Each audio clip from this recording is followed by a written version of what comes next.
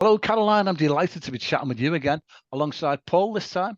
Both of you, the Hello. creators of the Death Warmed Up short film. How are you all? How are you both? Yeah, Uh, fine. Yeah, all yeah, good. good, thank you. Yeah. Yeah. Excellent. Good to see you again, Caroline. It's been a little while, and of course, good to see you, Paul. Not met you before, obviously, but yeah, Yeah, No. here we yeah, are. you too. Yeah. Yeah, nice to see you, And, Steve. Yeah, and nice to we're meet you, Terry. missing, yeah, and we're missing one of you. Can't make it because they got a gig potentially. Yeah, I'm not sure if it's actually a gig this weekend, but I know that like Molly, who was one of the co-writers and also one of the cast, she's extremely busy at the moment. So it's trying to sort of like get people together is quite a challenge. Yeah, yeah, it definitely is. And speaking of getting together, that's a question I wanted to ask you because I think Caroline, you're originally from the Northwest, and Paul, Birmingham based by the accents anyway. I would guess you were born and bred from there. So how did Yeah. you all get together?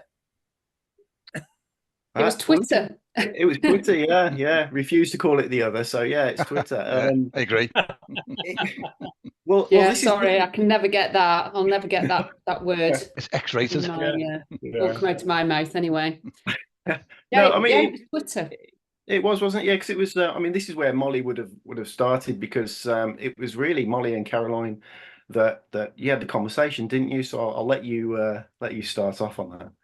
We did. So Molly posted a post on Twitter just saying, I really want to get back on set. I miss it, and I really want to get involved with something. And I said to her, "Well, I'd love to work with you, Molly, anytime. You know, I've seen your work. I know what you can do. I know how good you are." And then Paul kind of saw the post. I'm assuming that's what happened, Paul, that Mm. you saw the post, and then he got in touch with us and said, "Well, come on, then let's do something." And Molly replied to me saying, "God, yeah, I'd love to work with you as well." And then when Paul replied and said all that, it was basically from there, really. Paul then DM'd us, set up a little group chat on DMs on Twitter, and it went from there, really. It was kind of it was kind of very quick process, that part of it.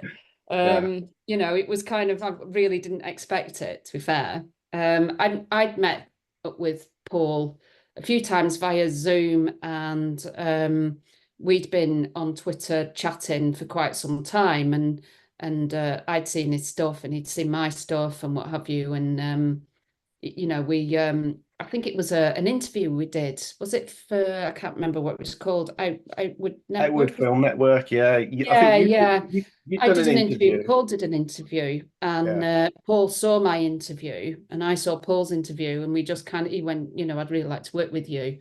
Um, that was like a couple of years ago now. And nothing happened really. It was, there was nothing going on. And then obviously we had COVID, and then after COVID, you Zoomed me, Paul, and you just said, "Yeah, Yeah. I'm still thinking about you, just trying to think about what we can do together." Yeah. And And then then that this thing on that Twitter, thing came up. Yeah. started the ball rolling, really. Yeah. I mean, So yeah, I will be. Oh, sorry, I will be honest. I think it was the fact that Molly put in her tweet that she makes a banging cup of tea. So I think that was the thing. That was the thing that sealed it. And just for the record, because Molly's not here. Just for the record, she does make a banging cup of tea, actually. So, yeah, she was telling the truth. But yeah, I saw the tweet, and because I'd been connected with Molly and Caroline for some time on Twitter, and we'd done the usual sharing and connecting and that sort of thing and chatting. And I saw the post about, I think Molly said something about why don't we just make a film with Twitter friends and just do something, and it's that kind of just want to make something happen.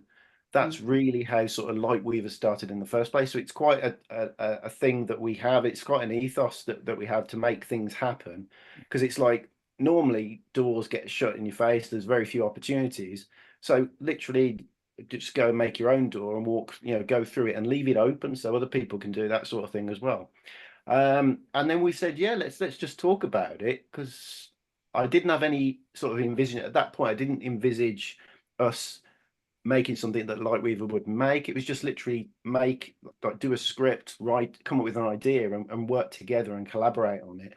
And then as the sort of like the writing process sort of went through, it was such a positive collaboration. You know, it was really open. It was very positive. It was very sort of, you know, no ideas were bad. Nobody, you know, came up with a bad idea. Things led to other things, and nothing was too precious. Yeah. And yeah, basically we just it was such a really wonderful experience that I was thinking I really would like to continue doing this. I really would like to direct it. And so I spoke to the Lightweaver guys, and I said, look, you know, this is the project. And then what happened was they were saying, okay, well, we've got a couple of projects coming up, and I was like, yeah, I know, you know, so I'll just keep you updated as things go on. And we were almost ready with the script, and then we had to move one project, and I got asked by one of the producers, how's that the script coming along that's set in the morgue? And I said, oh well, yeah, it's coming along okay. And they said, okay, tell us about it. So I literally had to pitch the whole project there and then to the producers, and they had a little chat, and they said, yeah, we'll do it. And I was like, when? And they said, oh, it's the next one we're going to do now. And I'm like, No right. rush. Oh, no rush. Yeah. So we were due to have a script conversation, and one of the producers came on and sort of like chatted with Mollie and Caroline, and then said, oh, by the way, I've got some news for you. We're going to make it next, and it's the next one we're going to do, and it's been greenlit. And it was just Wow. it was one of those moments that I really wish I'd pressed record. It never happens really that good. quick usually, does it? It never happens just like that. No. No, it was a wonderful moment. So yeah, and then we literally just sat down and went, right, we really need to make sure this script is 100%. I mean, because I know Mollie hadn't written anything before, and I think Caroline, you'd done some writing. Yeah. But it was more about, I'd just come on when I saw the tweet. It was just about saying, okay, I've obviously done writing before, so this is just my points, my guidance, if you like, and I can help get us to a script that might be able to send out to people. And we just put in 3 rules: 1, that it had to be in a single room; 2, that it had to have just the 2 characters; and 3, that something happens during the film. And as long as we had those, then it kept the writing focused, and it kept the story. Paul, were each of you allocated a role, or was this just sort of a collaboration? You know, all of you inputted to the direction, to the acting, to the script, to the production. Well, I think at the time it was just about the writing. Right. So it was initially, I think I came up with an idea because I'd seen Mollie and Caroline's show reels. Yeah.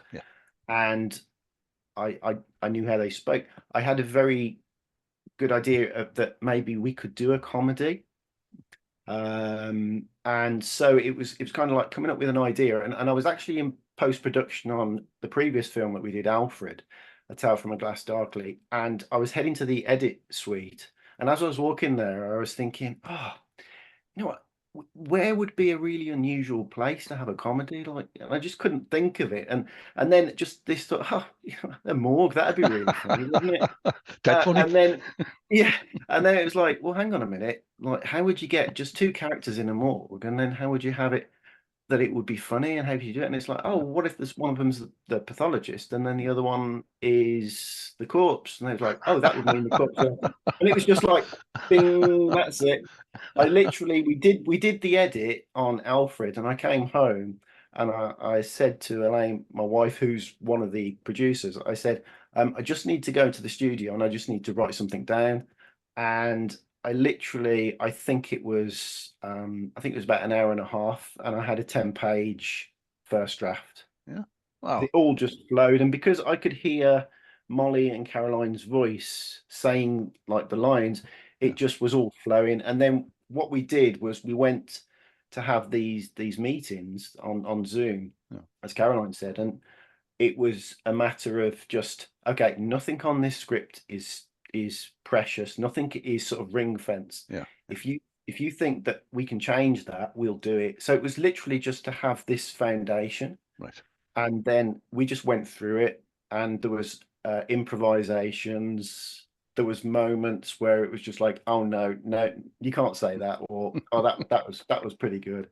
And so some things stayed and some things went. So yeah, it was just a really fantastic process, and I think just as a director and as a like a filmmaker, one of the things that I always look for is that moment when an actor sort of turns around and says, "Well, no, my character would the character wouldn't do that. They would do this," and they justify it by saying because of this, because that's the point when I know that the ownership of that character, they've taken it, and it's in safe hands. So yeah, I mean, during the writing, basically that was it. It was kind of like it was very much a collaboration, and I think once it became a project that we were definitely going to be moving forward with, that's when sort of like roles kind of became a bit more sort of traditional, if you like, where we got more defined. More defined. Okay. I know you've touched on what the film's about, but don't give any spoilers away. Can you just give us a little bit more detail of the plot and what it's about and what goes on? You have no idea how much pressure that puts me under, I tell you, because if I get something wrong, I'm so about to get dealt with by the producers on this. No, I mean basically it's set in a morgue. There you go. That'll be it. No, it's set in a morgue, and we've got Catherine Stevens, who's a pathologist, who's about to do an autopsy or post-mortem on the body of recently deceased Sally Edwards, played by the wonderful Caroline Oakes. That's what you wanted me to say, wasn't it, Caroline? That was it. He has to say that because I'm sat here listening. And much to Catherine's sort of surprise, Sally wakes up at the start of the process. And then much to sort of Sally's surprise, she's informed that she's actually dead. And so what we've got is the fact that Catherine then has to kind of, if you like, help Sally deal with the challenge that she's just been told she's dead, and to come to terms with that. And then as the film goes on, we find out that Catherine is also facing some challenges within her life, and she has to, if you like, accept the help and support from a rather unconventional and a rather dead source. So I'm not going to tell you what happens next because you need to see the film to find that out. But really, the film itself is, if you like, one of the core themes behind the film is this idea of acceptance, and not really about the acceptance of somebody with different sexuality or different religious beliefs, but more about the acceptance of the fact that we all face challenges within our lives at various times, and generally the default is to just put head down and just charge through and like not even look for help or assistance. And sometimes that helping hand can come from anywhere. It can come from a friend, it can come from a loved one, but you can't always see that that help or that solution because you're too narrowly focused on just trying to get through it. And so what we wanted to do with the film was show that it's okay to take that acceptance. It's to accept that help, that hand from somewhere else, even if it is a rather dead and decaying source. Okay. Yeah, I mean it's obviously it's a bit of a surreal setting. I don't imagine that anybody would be in a room and a corpse suddenly starts talking to them and would be, thinking, oh, right, yeah, you can help me with my problems, but it's, I mean, that's one of the fundamental things behind the film, really. That's what we wanted to show. I love the picture, the pitch of it. It sounds, you get the green light immediately. Yeah. Well, more on the mechanics of the filmmaking. I've seen you put out a tweet. You've written a beautiful theme score for the film. Is that your background as a composer and a film producer? Yeah, well, it kind of like when I was a young boy, my grandmother had a piano in her house, and every time we'd go, I'd want to say, can I sit and sort of play the piano? And even though she knew what was going to come was really going to stretch the definitions of music, she sort of, she would say yes, of course, like, and she'd let me play, and then she would sit down and she would play this absolutely fantastic music. So from that point, I it started like a love of music and an interest in music, and then kind of the tentative footsteps in. Well, hang on a minute. If I play these keys myself, I can make my own music. And just as I grew up, it was just a love of music. But then, I mean, I'm a child from the 1970s, so a lot of the music I heard, particularly film music, was like John Williams, Star Wars, Jaws, Superman, all that sort of thing. So, I mean, it was no real surprise that when I got interested in that, I was going to start to be really interested in sort of film music. And so I spent my sort of like years as I grew up really interested in wanting to write music for film. But I think by the time I'd kind of really narrowed down that I wanted to do that, I was married, I'd got a family, I'd got, commitments. So it wasn't just a case of I'm off down to film school to go and study this. So I had to basically teach myself and, just really understand how to compose for film and look for opportunities. And as I said, like we were started, because there were no opportunities. Everybody seemed to have somebody that already wanted to do the music. There were no real sort of directions that I could take. And I suppose it kind of probably was an influence in Death Warmed Up. It was Elaine, my wife, who turned around and said, well, why don't you make your own film and write the music for that and use that as kind of like a show reel? And looking back now, it's the most obvious thing to do, but at the time you just couldn't see it for the trees. So, I was accepting that sort of that help from like my wife. So I went and wrote this film with a friend, and then I directed it. And I look back now and it's like, I would do things slightly differently now, but it did the job. It won a screening, and I was able to write the music for it. But what it actually did was it showed me that actually, whenever I've written music in the past, I've always had a lot of visual ideas, what I'm trying to convey through the music. But what this actually directing this film and getting involved in that side of it did was it allowed me to realize, well, actually, I can have these tools as well, the tools of a director to tell these stories that I really want to tell. And so from that point, it was like, well, I really want to do the music still, but I actually am really enjoying this directing. And it was the collaborating with actors, working with actors and working with other creatives. It's just a wonderful experience. And so that's kind of like how I've, if you like, drifted into it. Okay. How was it like to play a dead person? Have you played one before? Not one that rises again, no. I just thought it might be awfully strange to play a dead person, and I don't know. How did it feel? It wasn't very comfortable.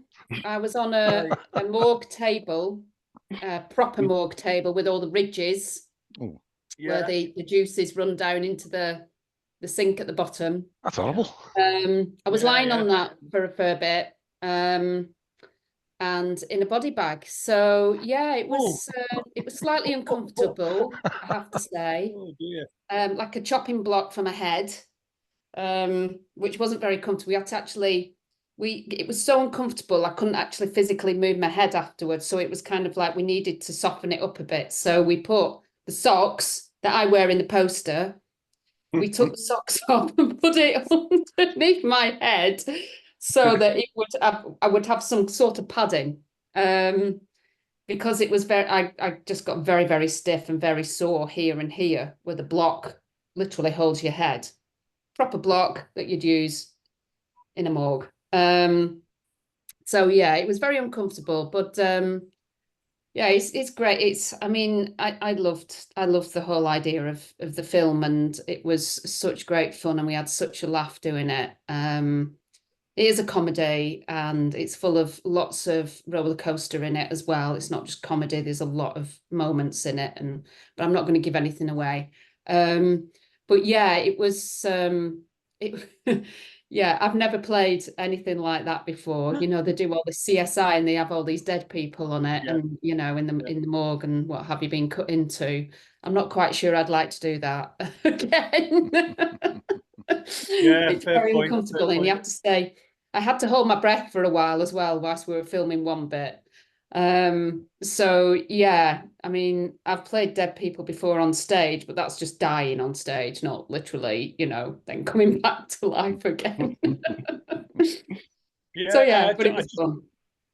I just thought I'd ask. I thought it'd be interesting to see what your thoughts were on that. But and film festivals, because you went for didn't you win an award, Wolverhampton Film Festival Award? So how do they work, these film festivals? Are they the main market for these short films, or is it a niche market, or what? Or just explain a little bit about that.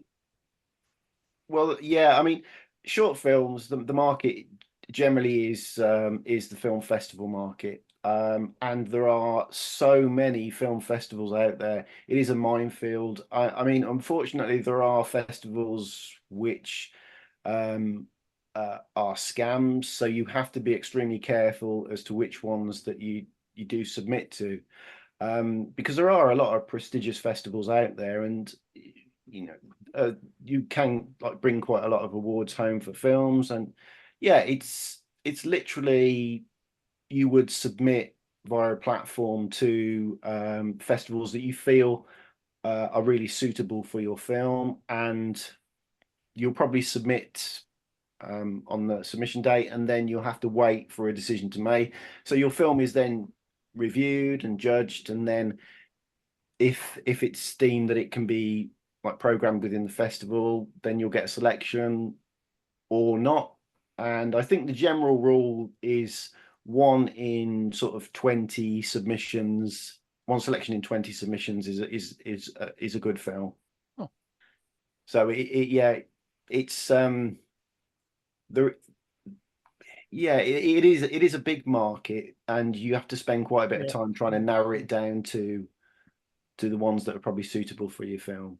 You know. Okay. So when you say some of these are scams, sorry, Terry. No, when you say some on, of these are scams, how does that work? And I'm a bit confused with scams and well, generally it's kind of the good idea is to like do obviously research on the festivals, and some of these platforms will allow you to search through the festivals and find out like how long they've been running. But because it's like a lot of things in this industry, there is a lot out there that is literally to make money off people's aspirations and dreams. You know, and there are a lot of people out there who are young filmmakers who are just starting out. I mean, we've been going a little while, so it's kind of like, you know, we're probably a little bit more wise than we were, you know, quite a while ago. So it's kind of, we're able to see things and you think, I'm not too sure about that. But there are people who will submit to these because it looks good on paper, and then when you dig a little deeper, it's, well, I'm not too sure that's good. And what you'll tend to find is that some of these ones which are scams will they will sort of get you to submit, and then for some people you don't hear anything, and all of a sudden the screening that was due to take place, you know, didn't happen. And yeah, there are lots on there. If just a little bit of research, you can see articles that are written about some of these you know, festivals which turned out to be, you know, not what they were advertised. That's awful. Yeah. It is. Yeah. Playing on people's dreams, isn't it? Really, I'll be able to lot from that from writers as well. Exactly, and I think obviously, you know, there's a lot of stories coming out at the moment with you know, people within the industry that have been preying on people's dreams. You know, and it's it's a sad state of affairs, and basically things need to change. Okay. You know, so yeah. Is it a full-length screenplay version of the film? in the planning, or does this depend on the Death- success with the film festivals? Of Death Warmed Up? Yeah, Um, or is it just no, definitely a short film? Is that it? well, yeah, I mean, we wrote it as a short film, didn't we, Caroline? We haven't really... I'm not sure if it could go. I'm not sure if it could go any further on, really. Yeah. No. You know, the way we wrote it was just for a short film. It was Self-contained. just, yeah, and because it's such a because it's you just couldn't do it. I don't think it's the whole idea of it just wouldn't work. I don't think as a feature. I think as a two-hander, you know, even if you brought people in, it just wouldn't work. I think what we've done is ideal for a short film and not a feature film. Yeah. Okay. I mean, the whole concept of it just wouldn't work as a feature. No. Right. No, I think basically the collaboration was such a positive one that I mean, we've had conversations about getting together and writing something else, and I think like some of the ideas that we've talked about would potentially be like feature length. So yeah, I think it was just such a wonderful collaboration that I think we'd really like to do that again. Okay. Yeah, it was easy. The whole process was really easy. Yeah. So next steps for a bigger film, but a different genre, possibly, rather than two people in a morgue. yeah, it'll be like the cast of Ben-Hur. Yeah. How big an influence is social media when you're promoting your work? You know, I mean, you've put a short film out on Twitter, I think, haven't you? Do you use Instagram, TikTok, Facebook? Do you find one better than the other, or? It varies. I think the problem with some of these platforms is that they have become extremely toxic. There is a lot of negativity on there, and it is difficult to provide the light on there, you know, get amongst all the darkness that you kind of see. But the sort of like Caroline, myself and Mollie connected via Twitter, and so, you know, you would generally sort of it is a good one for networking, but I think providing it's just you just use it as a tool and it doesn't run like your life, so to speak. I think they can be okay. They are important, but they're just one sort of like tool amongst many. So. Okay. Yeah. I can ask what your latest project is. You first, maybe, Caroline. My latest one. I'm filming in September. I'm doing another two-hander, a short film. For a guy I've wanted to work with for quite some time now, a director I've wanted to work with for quite some time, Sam Mason-Bell. So I'm filming in Portsmouth in September. Just be a day's filming probably. That's my next thing up. Just really enjoying the holidays with my daughter at the minute, who's off school. Summer holidays. And then apart from that, I've just got a few things bubbling underneath the surface which I can't really talk about. So well, good luck with them. I'm out at the minute on EE TV ad somewhere. I have no idea where. But apparently that's out somewhere. So I've done that. And like I say, I've just got a few things that are going on. Approached by a few people. Yeah. And still doing any drumming? Yeah. Oh yeah. Oh yeah, drumming. Yeah. Yeah, I love my drumming. Yeah. My daughter does more of it than me at the minute, but yeah. The neighbours love it. It's finding the time. Sorry, I interrupted you. Go on. We're sort of developing our first feature, which we're kind of like working on at the moment. But we've got another short film it's a slightly longer short film. That makes sense. That we're kind of just sort of getting ready to go into pre-production, which we're looking to shoot next year. So you know, it's almost like you're a glutton for punishment with these things, because once you finish one film, you know, it's quite a process. It's quite involved, and you sit there and you go, "Oh, I'm glad that's done." And then you go, "I know, let's make another one. Let's go through all that again." So Yeah, but no, it's wonderful. I think it's that, you know, it's been with fellow creatives and the collaborative process and coming up with this film that tells a story that you've all done together. You know, it's just a wonderful, wonderful feeling. Okay. And so, yeah, I think that's what draws us to it every time.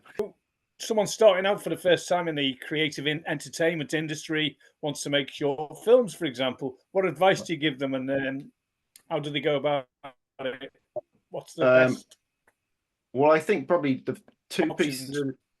pieces of like, just, I wouldn't say advice, because I don't really think that I'm in a suitable position to sort of give advice on that. But I think just from experience, I would probably say the two things that I would do is, one, read scripts, and two is to basically try to get yourself a really sort of extensive like film knowledge. Like, look at films from the 20s, 30s, 40s, because those were really the pioneers of a lot of the techniques and the tools for storytelling visually and film that we use today. Better scripts as well. A lot of them, I think, in my opinion, Paul, from the 30s and 40s.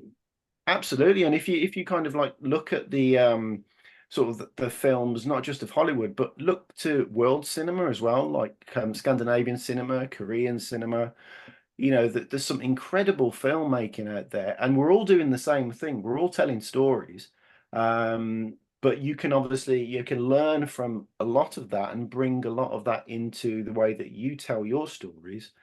And so, yeah, I think just try to see as much as you can, read as much as you can. And yeah, I think just try to get as much experience as you can, building your knowledge. Okay. The two things I'd say. Oh, brilliant. On that note, I think it looks like time's caught up with us, but it's been an absolute pleasure chatting with you again, Caroline, and you for the first time, Paul. Maybe we can have a future one when your next project's completed. Yeah, that'd be great. Yeah, brilliant. But for now, yeah, really interesting. It has indeed. But listen, you have a great weekend, and thanks very much for your time. Thank you very much for having us. Cheers. Thanks very much. Bye now. Bye.